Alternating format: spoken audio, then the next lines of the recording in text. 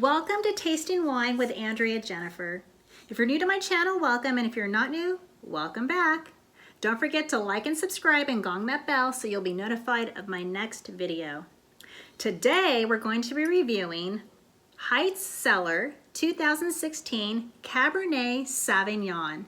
Yum, I can't wait. I've heard nothing but good things about this wine. So let's get right into the winemaker notes. This wine is supposed to exhibit flavors of blackberry, sorry for the dog, cherry, blackcurrant, plum, dried spice, and you know, what I've learned is if you detect all those things in the aroma and you can taste these things, that means that this particular grape was picked just sorry guys. So let's get right into this glass. I've been oxygenating. Let's give it a little swirly poo, and here we go. Smell. Very jammy. Lots of cherry, lots of blackberry. I don't smell the dried spice. Let me swirl it a little bit more here and see what we can taste without splashing it out of my glass. Let's try it one more time and give it a nice whiff. Woo!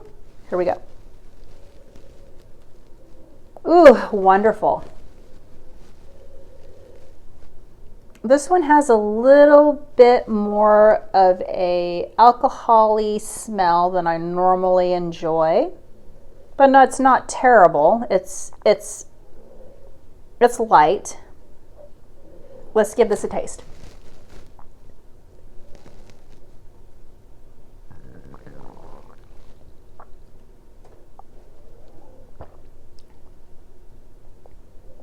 Nicely balanced, for sure. The aroma is enjoyable, and you know, now that I'm tasting, it has just a mild hint of alcohol. Ooh, I smell spice now. I almost smell black pepper. It's more distinct, so the more my wine is opening up, the more I smell lots of black currant, very sweet, and I detect black pepper. Ooh, that's a nice balance. I love wines with great aroma and great taste. You just can't beat it when you get the whole package. And I'd have to say this definitely does deliver. So the average price of this is typically around $65, give or take, and it's for a 750 milliliter bottle. So it's not too bad on your pocketbook. It's kind of up there.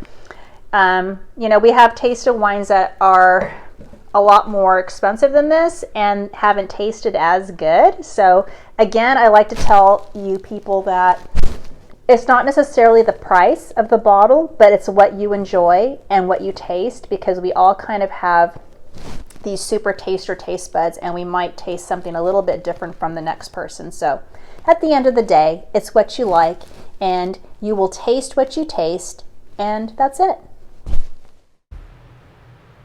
Now for some history. Thanks for watching. Joe Heitz was destined for a career in wine, even if he did not always know it. He was one of those people that destiny took a hold of. Joseph Heitz began taking an interest in the wine business during World War II. Needing money, he found a part-time job with Italian Swiss Colony Wines, a survivor of Prohibition that specialized in packaging lower-priced wines. From there, Joe Heitz earned a bachelor's and master's degree in winemaking from UC Davis. Armed with his new education, he was quickly hired by Gallo. His next job was at Beaulieu Vineyards, where he worked with the already legendary André Chislett. At first, Heitz thought he might one day replace the aging Chislett, but that was not in the cards. So Joe Heitz went into business on his own, founding Heitz Winery. The debut vintage for Heitz Cellars was made from the 1959 vintage. The wine was made from purchased fruit. The wine was labeled as Cabernet Sauvignon. By labeled, I mean there was a simple sticker that read Cabernet Sauvignon, bottled by Heitz Cellar, St. Helena, California. The vintage was written by A. After his first vintage, there was no turning back for Joe Heitz.